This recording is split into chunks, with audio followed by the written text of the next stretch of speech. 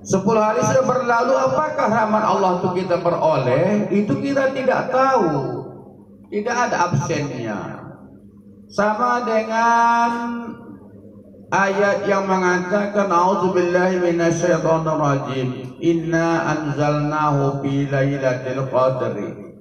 Sesungguhnya kami menurunkannya Al-Quran itu pada malam Lailatul Qadri.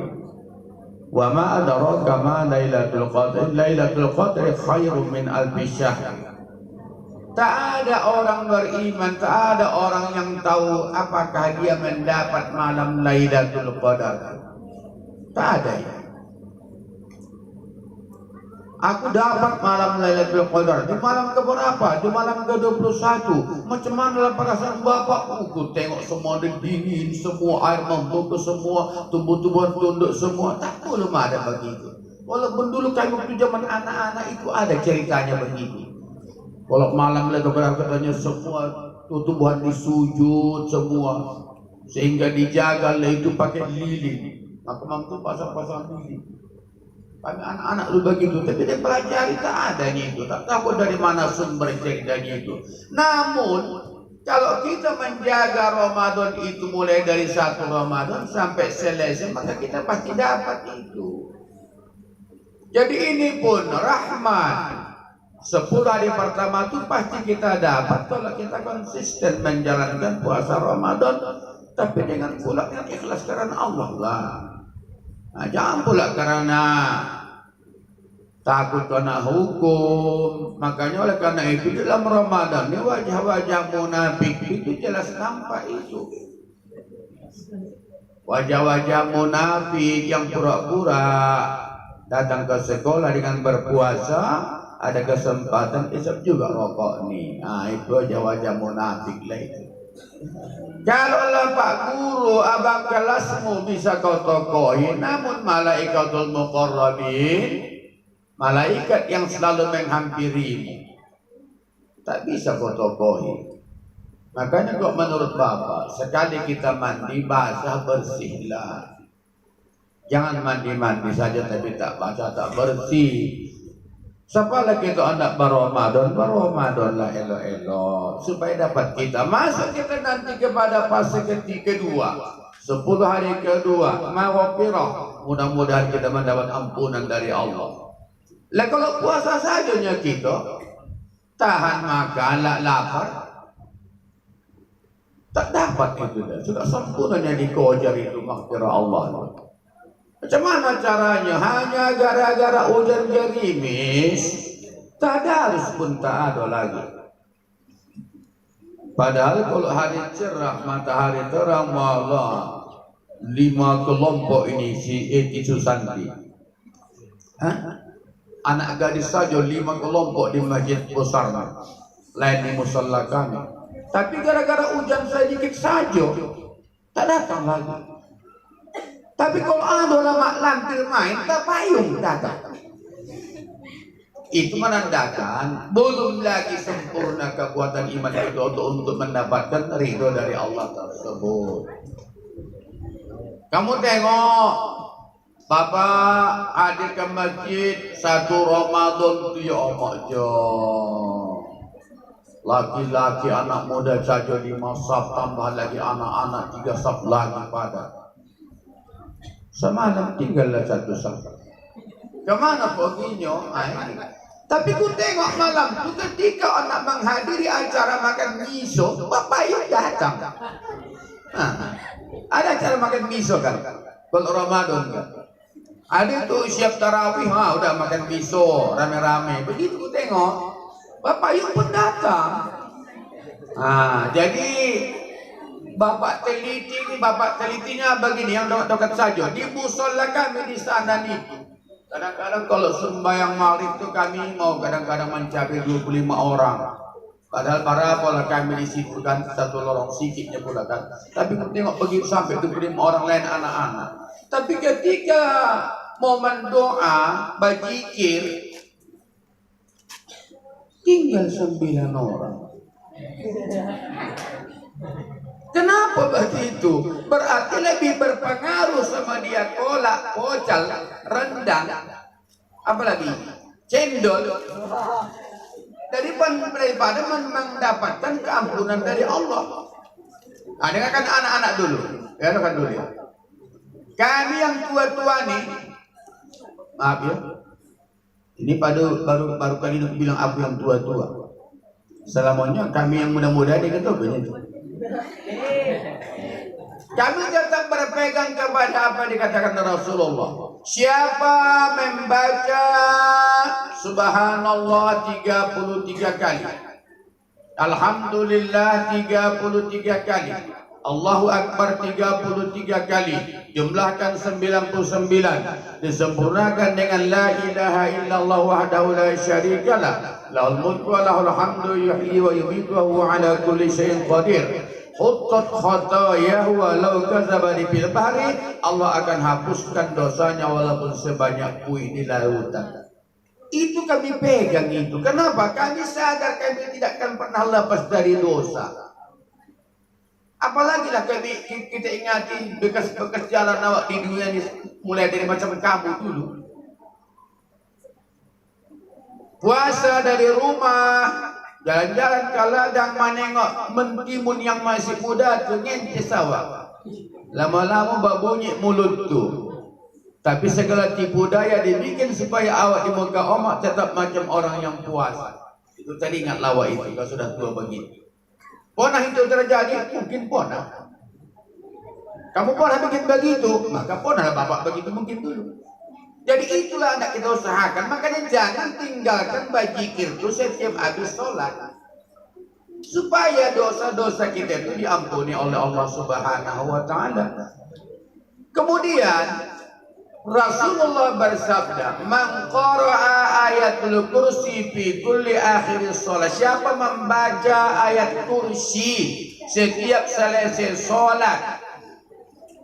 Apa nama ayatul kursi? Kalau nanti ku tunjang kau keluar dah. Udah macam ulat kau cimacing, kamu macam yang bakal dengan ganteng ni. Lain anak saya biji, dia macam-macam emosi. Apa itu kursi? Apa?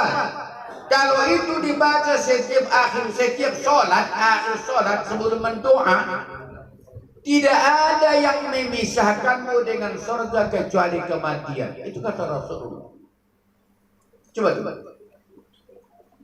Jadi kalau tujuan kita hidup ini hanya untuk mengejar dunia ini, tak akan dapat ini.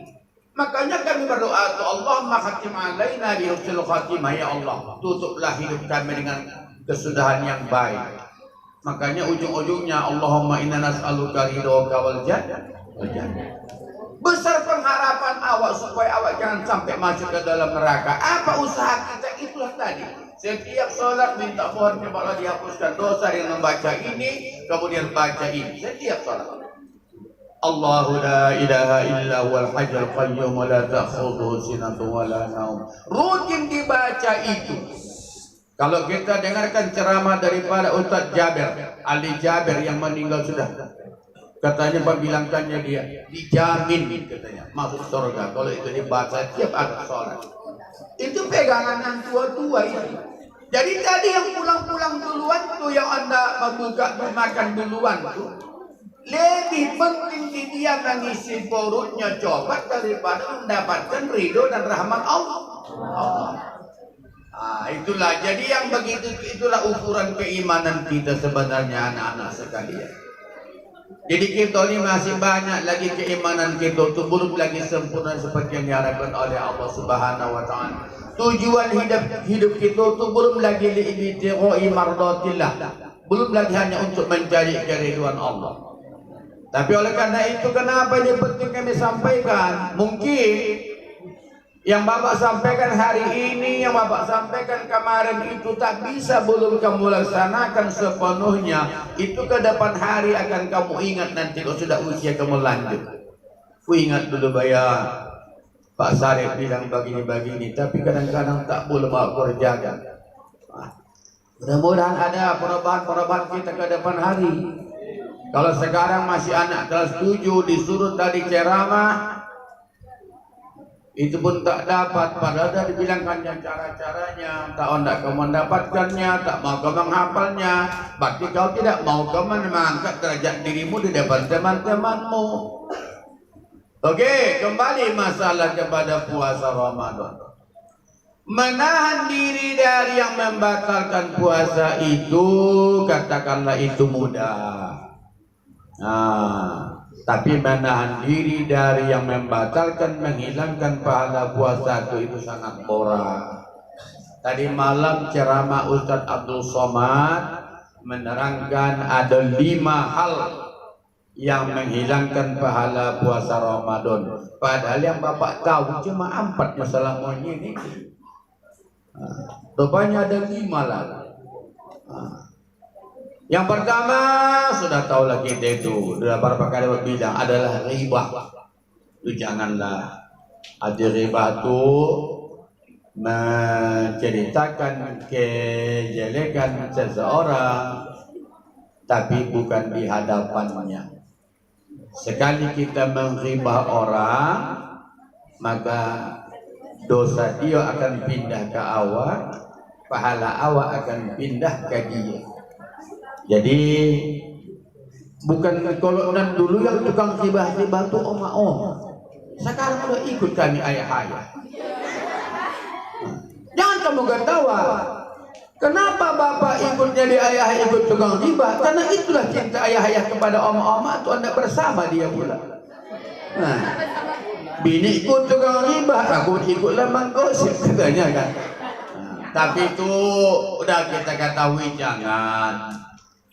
Apalagi ada lagi di abang ribah tuh apa itu namanya namimah. Itu jangan lagi jangan. Yang namimah itu janganlah. Masa pula kawan disampaikan kemari begini lama-lama orang itu berantuk balaga. Jadi awak tuh macam-macam promotor tinju jadi nyawa balaga lu karo orang. Batandang awak ke rumah siana assalamualaikum. Alah kalau siapa begini. Pindah di kamari, siapa bayar bagi. Lama-lama orang orang. Itu namanya namimah. Jangan lagi dikocakkan begitu itu. Jangan dengan bandelnya anaknya kan. Ini gua asuhan acara cetaknya gua asuh. Iya. Jangan membaca Allahumma jannibna. Membaca bismillah pun tak sempat gua sampai bikin nanti. Nah kali berkutik. Baiklah, sedikit Bapak mau sampaikan bahwa ada hadis Rasulullah yang sangat menggetarkan hati Bapak tentang Ramadan. Dengarkan dulu ini. Rasulullah pernah berkata, rahima ampun. 3 kali dibilangkannya. Artinya itu kecewalah seorang itu. Kecewalah orang tersebut, kata Rasulullah. Sahabat bertanya, siapa yang kecewa ya Rasulullah? Karena Nabi tidak mengucapkan siapa orang yang kecewa itu. Baru dijawab dia, orang yang kecewa itu yaitu orang yang ketika nanti berakhir Ramadan dosanya belum habis terampuni. 1. Paham? Habis Ramadan tapi dosanya tetap menumpuk. Sedangkan dia tadi 10 hari pertengahan Ramadan itu sudah ada maghfirah, ampunan. Kemudian akhir Ramadan namun jasadnya, jiwanya tidak akan lepas dari neraka. Kecewa lah itu. Jadi kepada anak-anak kami sekalian, kalau belum bisa menjaga sepenuhnya, dijagalah. Maunya nanti habis Ramadan kita bersihkan diri kita dengan zakat fitrah, terbebaslah kita dari neraka. Itulah hikmah 10 hari terakhir. Itu minan nar, pembebasan dari api neraka. Jadi mudah-mudahan apa yang kita amalkan di sekolah kita ini maunya kamu bawakanlah di rumah. Kalau di sekolah kau sudah betul-betul Ramadan, maka pun di rumah betul-betullah Ramadan. Jangan lagi bapak tanya nanti adanya tadarus di ujung padang. Datang kata orang itu banyak pak. Di mana? Di Masjid Besar. Alhamdulillah. Adanya tadarus di Masjid Jalan Gagalanggang. Aduh Pak, kenapa kan masjid musola kan? Bapak tahu gitu. Kampung Padang aduh Pak, aduh, begitu. Jadi kok tanya lagi, artinya tadarus di Kacang, aduh. Nah, tadi subuh-subuh ada tadi menolak penagu ibu-ibu. Assalamualaikum Pak. Suara di benar lembut dan kebetulan ibu-ibu itu janda pula. Artinya ibu itu jamaah bapak, anggota belajar bapak dari Kaca. Jadi ada yang penting bertanya dia, opa, apa bu?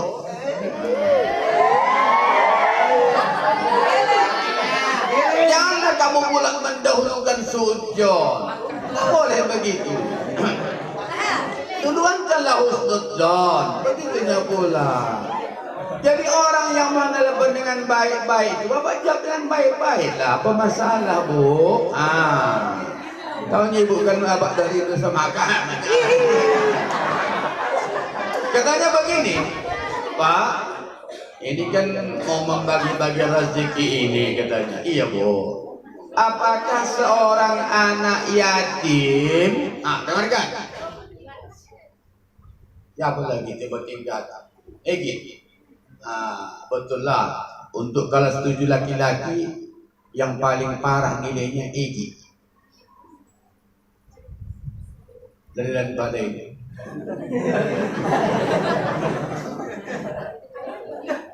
Minta maaf kepada wali kelas 7, saya tak sanggup bikin nilainya. Ingat itu. Ada gue tengok tak ada jiwanya nak belajar, hanya untuk penampilan main-main saja ke sekolah. Siapa wali kelas 7? Minta maaf bu ya, aku tak bikin nilai mereka itu. Ada beberapa orang tak aku bikin nilainya.